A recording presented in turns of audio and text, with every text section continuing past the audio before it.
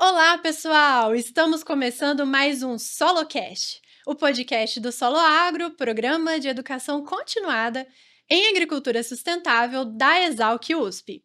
Eu sou Thaís Mattioli e hoje o nosso tema vai ser restauração florestal. Começa agora, SoloCast, o podcast do Solo Agro, que traz de uma forma fácil para você ouvinte o conhecimento de especialistas no assunto. Hoje o nosso convidado é o professor Brancaleon. Olá, professor, é um prazer tê-lo aqui conosco. Muito obrigada pela sua presença. Olá, Thaís, eu que agradeço o convite e fico honrado com a oportunidade de contar um pouco mais sobre a minha área aqui para vocês. Muito bom, professor. Vou falar um pouquinho do histórico profissional do professor Pedro. Ele é professor associado do Departamento de Ciências Florestais da Exalc USP, onde lidera o Laboratório de Silvicultura Tropical e desenvolve pesquisas em restauração de florestas tropicais e seus impactos na conservação da biodiversidade, sequestro de carbono e benefícios sociais. Ocupa também as posições de sócio e pesquisador na empresa Regreen, diretor de inovação do Centro de Estudos de Carbono em Agricultura Tropical, o CECarbon da USP, e membro afiliado da Academia Brasileira de Ciências. O professor Pedro ele já publicou diversos livros e mais de 230 artigos científicos, estando entre os 20 acadêmicos do Brasil de todas as áreas do conhecimento, reconhecidos como altamente citados pela Clarivate. Recebeu em 2018 o Prêmio Bung Juventude e em 2021 o Prêmio Excelência para Novas Lideranças em Pesquisa na USP. Temos aqui, então, um professor altamente qualificado, né, como vocês puderam ver. E agora a gente vai entender um pouquinho sobre a área que o professor Pedro atua. Professor, eu queria saber um pouco, né, primeiro, o que é a restauração florestal. Como que começa essa restauração? Quais que são as principais características desses estudos? Então, Thaís, a restauração florestal é uma atividade, um ramo do conhecimento que se dedica a recuperar florestas em áreas onde elas já foram destruídas. Mas quando a gente busca essa recuperação, a gente almeja restabelecer uma floresta mais ou menos parecida com aquelas florestas que nós tínhamos naquele local antes desse processo de degradação. Então, eu uso muito uma analogia da restauração sendo uma atividade análoga à medicina. Então, o médico, ele tenta curar o paciente humano, né? Na restauração, nós atuamos como médicos da natureza. O nosso paciente é a floresta, o nosso paciente é o ecossistema que precisa da ajuda humana para que ele se recupere. E são diversos os motivos que nos levam a buscar essa atividade.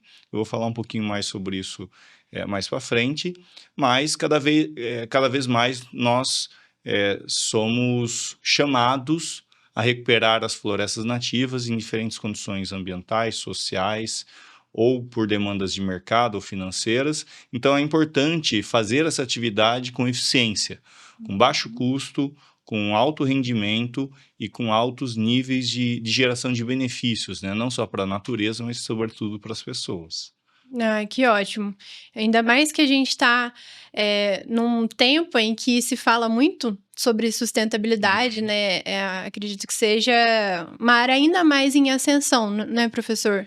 Sem dúvida, muitos dos problemas ambientais que nós temos hoje e que geram justamente essa busca e essa necessidade pela sustentabilidade decorrem essencialmente da destruição dos ecossistemas, dos hábitats nativos, principalmente floresta no contexto brasileiro.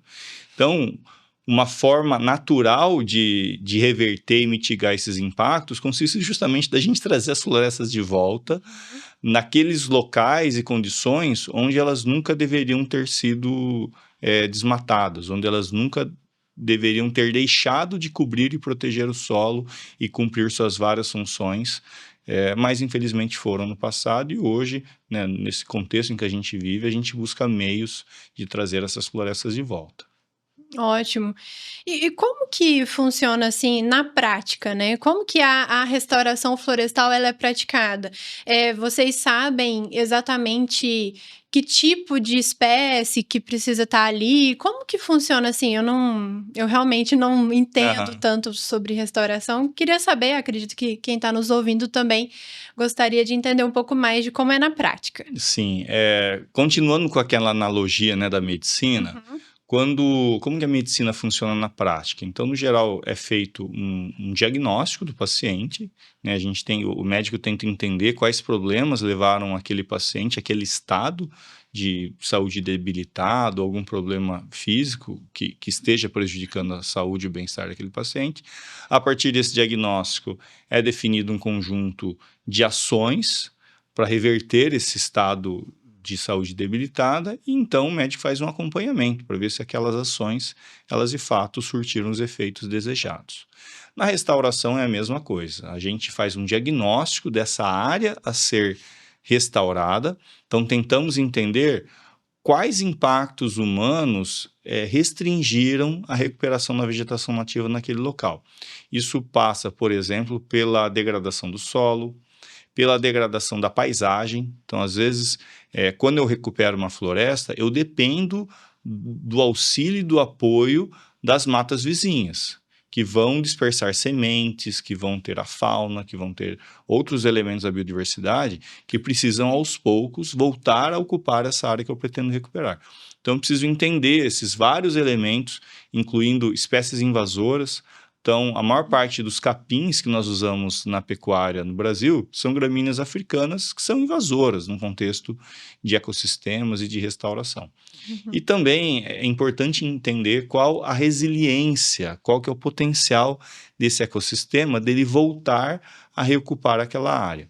Então, a resiliência, eu brinco, né, eu falo com os alunos, imagine um elástico.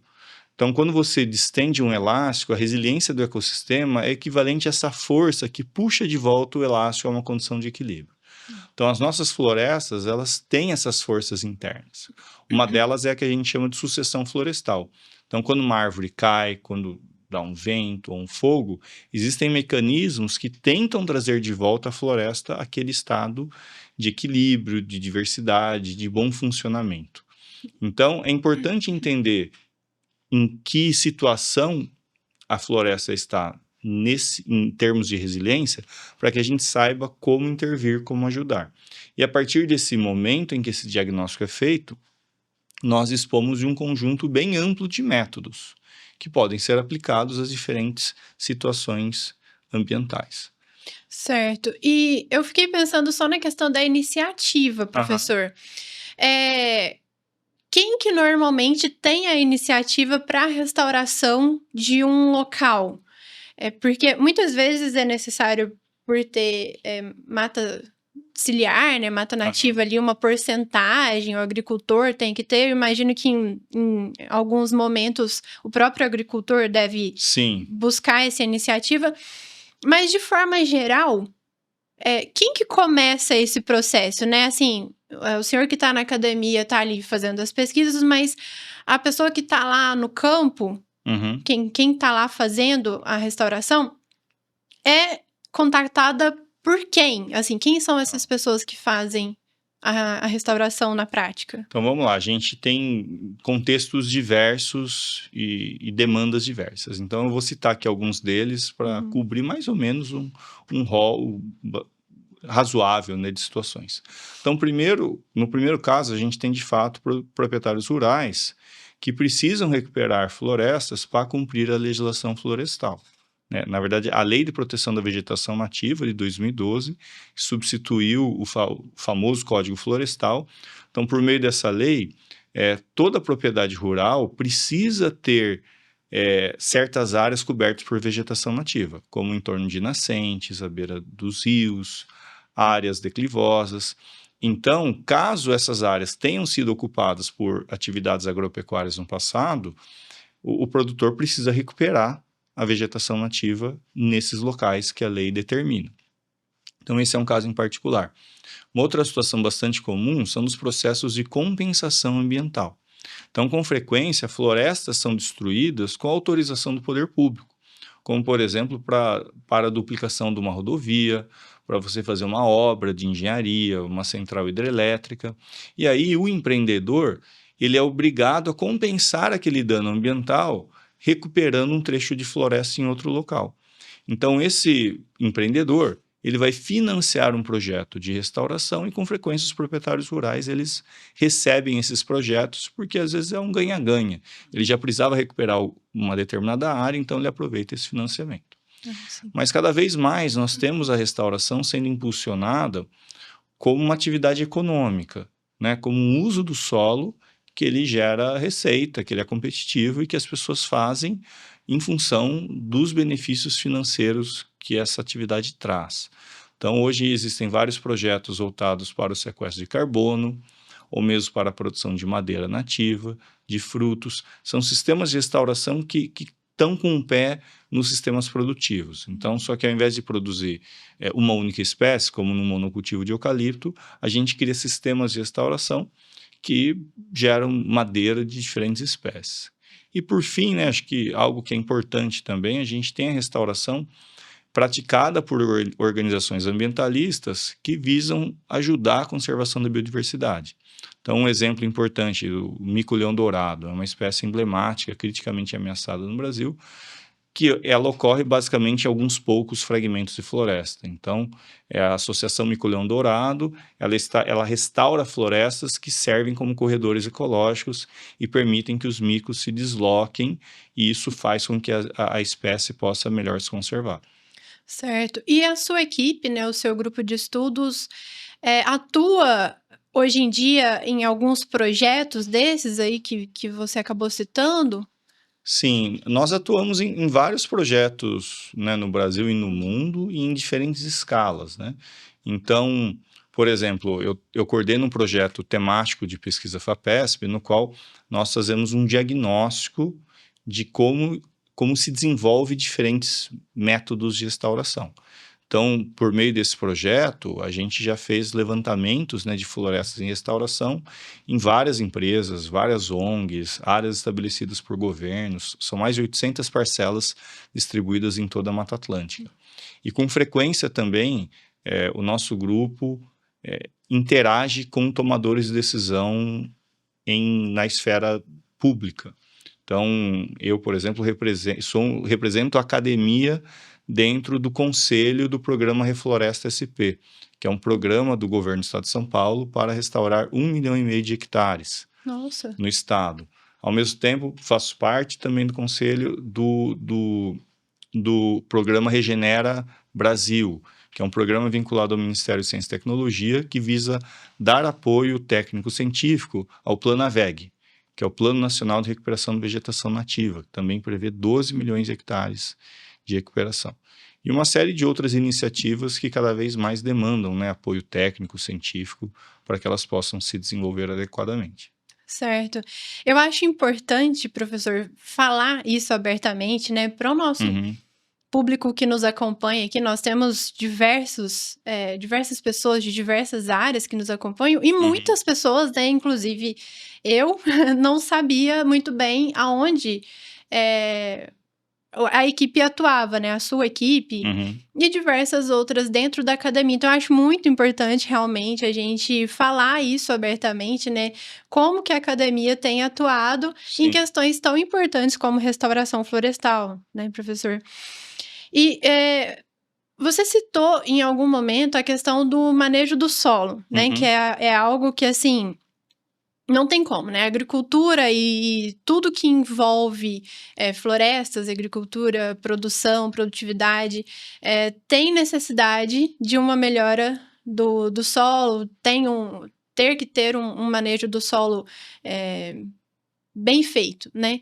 Qual que é a importância da restauração florestal para esse setor, para o manejo do solo, que é o início de tudo aqui do Solo Agro, né? Mas queria que você falasse um pouco sobre isso. Essa é uma pergunta interessante, Thaís. Inclusive, é a primeira fala que eu trago nas minhas aulas, né, no curso de especialização, que é o seguinte: como que a restauração florestal se encaixa dentro de uma visão do manejo dos solos? Então, primeiro a gente tem que entender que apesar das aulas, né, que nós, agrônomos e outros profissionais têm sobre planejamento de uso e ocupação no solo, é preciso reconhecer que no Brasil e em outras regiões não houve qualquer planejamento de uso e ocupação do solo. Primeiro, as pessoas expandem a fronteira agrícola, desmatam e convertem as áreas sem planejamento de aptidão, sem saber se a área que está sendo desmatada, convertida, ela é uma área favorável para a agricultura ou não. E daí o que acontece normalmente é que muitas áreas sem aptidão agrícola, elas são desmatadas. E daí depois são áreas que geram degradação. Elas não são úteis para a produção e, ao mesmo tempo, elas ficam gerando degradação, ficam prejudicando o funcionamento dos riachos, gera processos erosivos. Então, eu trago que o profissional que faz a gestão de uma propriedade agrícola ou que trabalha com gestão dos recursos naturais precisa entender os solos como um ecossistema fundamental para vários benefícios, vários serviços ecossistêmicos e as pessoas têm que ter um olhar além do talhão, né? Então, a gente tem que manejar o solo como um elemento vivo e dinâmico na paisagem.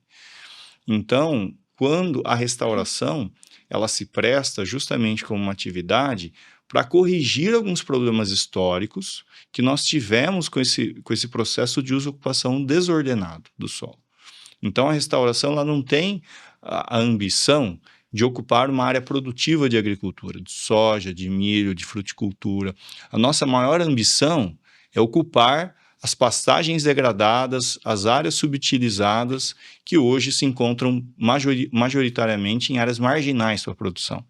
Então, o que nós buscamos é chegar num contexto em que as áreas produtivas sejam usadas com eficiência, com a melhor ciência e tecnologia possíveis, e que as áreas marginais, que não servem para a produção agropecuária, elas possam ser recuperadas para que elas também possam ser produtivas, mas não produtivas do ponto de vista agropecuário, mas produtivas em termos de serviços ambientais que também são importantes para a população, como qualidade da água, atenuação das mudanças climáticas, a proteção do próprio solo, né, que precisa ser protegido também, sem falar em biodiversidade. Eu ia até comentar, né, em relação à biodiversidade, como que impacta ter essa melhora na biodiversidade com a recuperação florestal na agricultura brasileira, assim.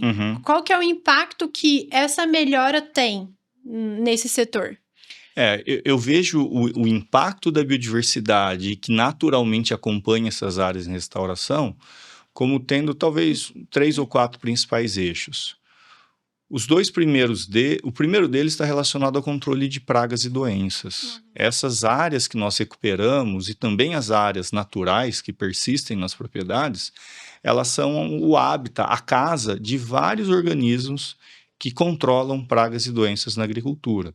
Então, isso já é sabido, né, do campo ali, que às vezes quanto mais próximo eu estou de uma mata, menor a incidência da broca da cana, por exemplo. Menor a incidência do psilídeo que ataca o eucalipto. Justamente porque a gente tem vivendo nessas matas bichos que vão se alimentar dessas pragas e de algumas doenças, né? Então, esse é um primeiro eixo de contribuição. O segundo diz respeito à polinização. Vários cultivos agrícolas, eles são dependentes ou são favorecidos pela polinização. E esses organismos polinizadores as abelhas, não vai ter uma colmeia no meio do talhão de soja. Ela vai ter a colmeia dela dentro da mata nativa e outros tantos polinizadores além das abelhas. Então, ao recuperar florestas, a gente também recupera serviços de polinização.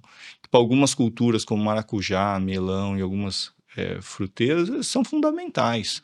Tanto que hoje a gente tem um serviço de alugar colmeia de abelha, de levar as abelhas lá, porque você tem um déficit de polinização.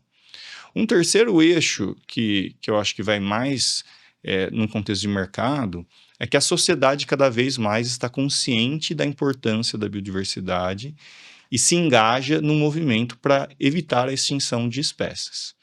Então, empresas e proprietários rurais que contribuam com essa atividade, eles são melhor percebidos e valorizados pelos acionistas, pelo mercado, pelos consumidores, isso agrega valor à marca que comercializa um determinado produto agrícola. Então, a biodiversidade, cada vez mais, ela vai ser parte integrante dos sistemas de produção. Uhum. Você fala a questão de empresas e negócios, né? Aham. Você olhando assim como profissional da área, e porque muitas vezes a gente tem que falar da questão financeira, né, Sim. professor?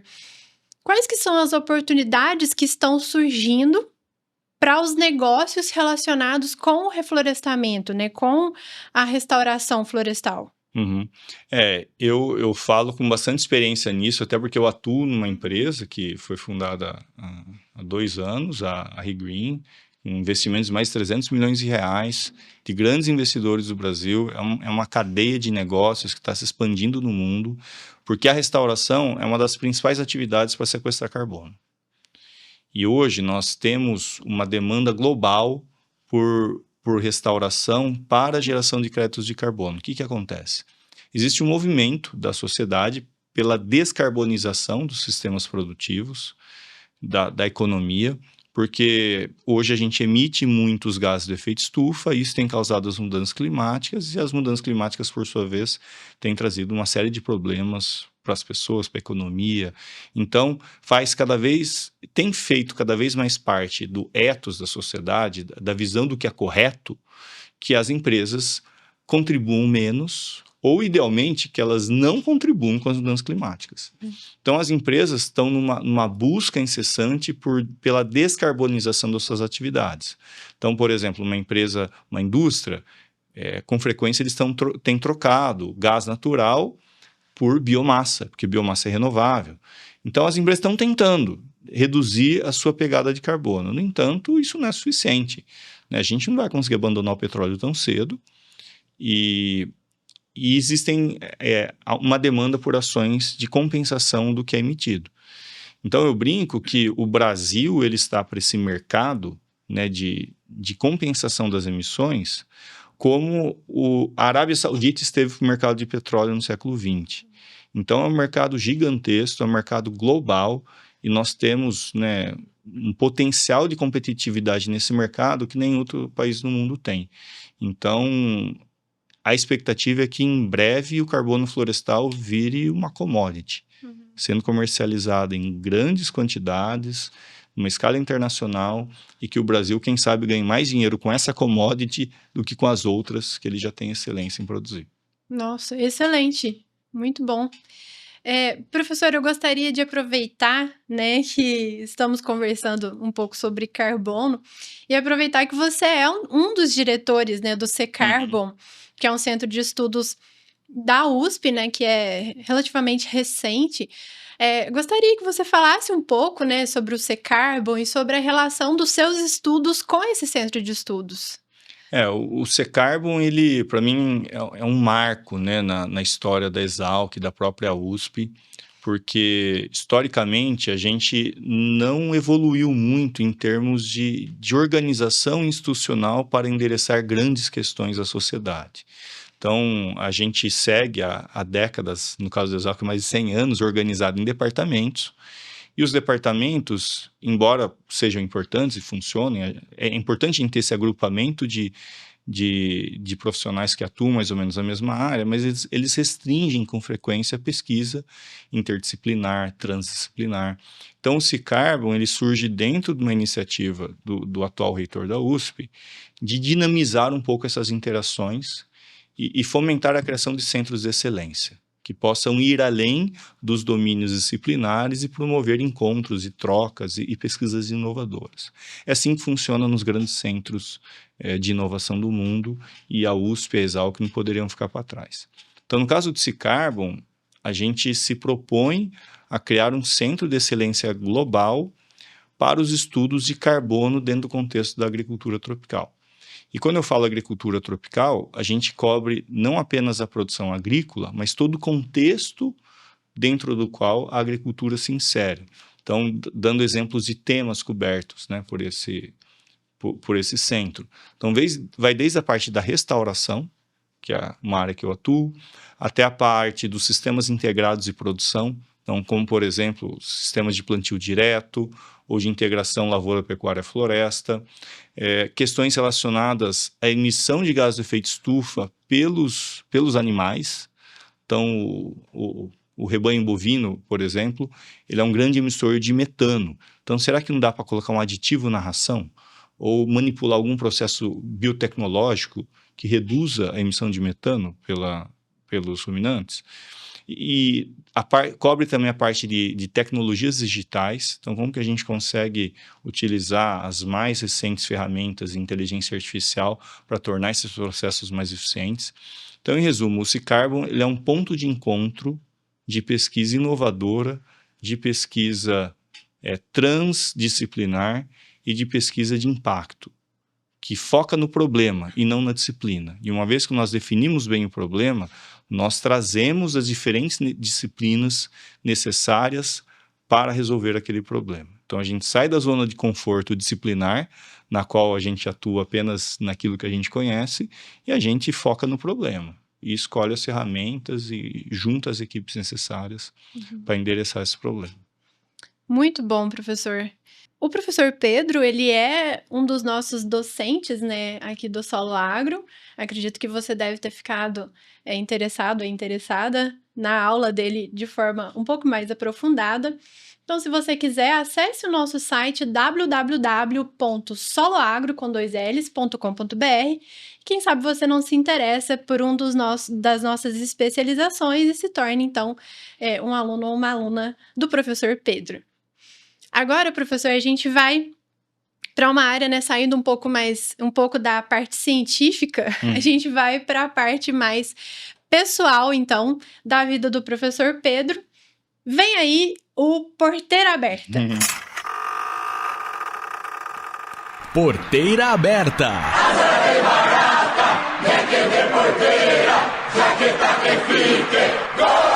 Um momento descontraído com nossos especialistas. Aumenta o som que a nossa prosa é agora.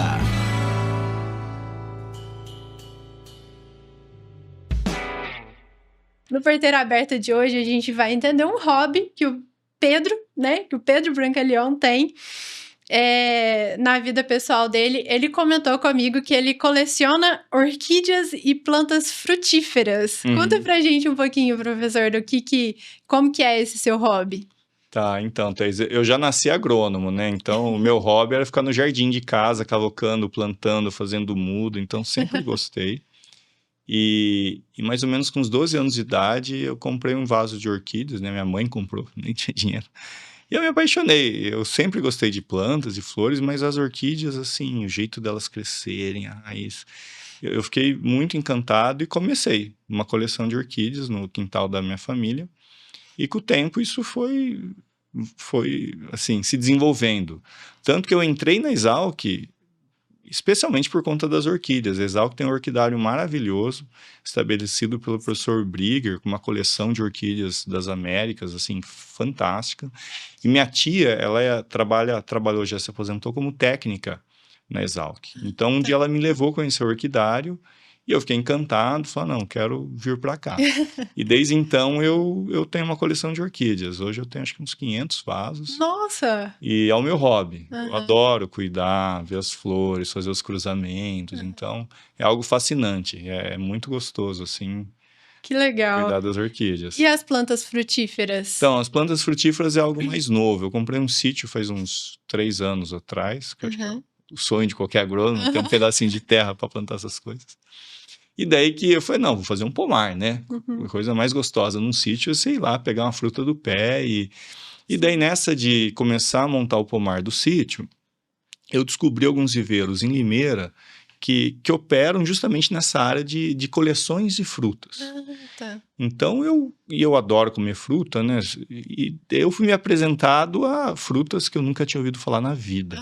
Imaginei. Eu falei, não, quero essa, quero aquela. Em resumo, isso vira uma coleção, a gente Eu tenho lá no sítio mais de 500 espécies de plantas frutíferas, uma coleção de jabuticaba, que tem mais de 60 tipos de jabuticaba. Nossa! Então, é algo que me encanta hoje também. Todo fim de semana eu vou para o sítio, cuido das minhas plantas. E para quem gosta de frutas, é uma experiência muito legal você ter um pomar no qual a maior parte das frutas que você tem lá, você nunca experimentou na vida. Então, eu fico vendo ali, cuidando, de repente, da primeira carga, eu já vou lá com meus filhos, experimento, faz geleia, faz suco. Olha, que legal. Então, é muito legal. Quando eu era criança, eu lembro que meu pai tinha um cantinho e tinha uma fruta chamada uvaia. Uvaia, sim. Eu nunca vi em algum outro lugar essa fruta. Uhum. E eu só me lembro porque o meu pai tinha esse pé, né, de uvaia, e eu me lembro até hoje do gosto, assim, cheiro maravilhoso, e eu nunca mais vi essa fruta. Então, assim, realmente, né, eu acho que é uma experiência incrível e eu acho que seus filhos vão crescer com memórias maravilhosas, né, com as frutas diferentes que não é todo lugar que a gente vê, né, professor? E principalmente eles, né, porque muitas das frutas demoram para produzir, são árvores, mas tem um ditado africano que fala o seguinte, que o melhor momento para plantar uma árvore foi há 20 anos atrás. O segundo melhor momento é hoje. Então, sim, a gente tem que plantar para colher. Tem que plantar, isso mesmo. Vamos finalizando, então, a nossa conversa aqui. Agradeço, professor Pedro, por ter aceitado o nosso convite. Muito obrigada pela sua presença aqui no Solo Agro, no SoloCast. E fica aberto aí para novas oportunidades. Obrigado, Thaís. Eu que fico honrado aqui com o convite e fico à disposição para participar em outras vezes. Tá joia, muito obrigada mesmo. E você que nos acompanha, fiquem de olho nas nossas redes sociais que nós teremos mais episódios do nosso SoloCast. Tchau! Você ouviu SoloCast, o podcast do Solo Agro. Solo Agro é o programa de educação continuada em agricultura sustentável da Exalc USP. Saiba mais nas nossas redes sociais, @soloagro, solo com 2 Ls. Obrigado e até a próxima!